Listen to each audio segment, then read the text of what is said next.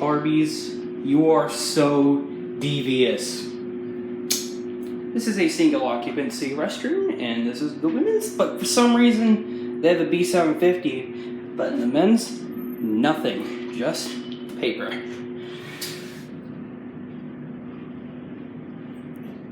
Come on, you. It's made in the 33rd week of H. Oh, look what H means. That is interesting. Whoa. Faster sync than I was expecting.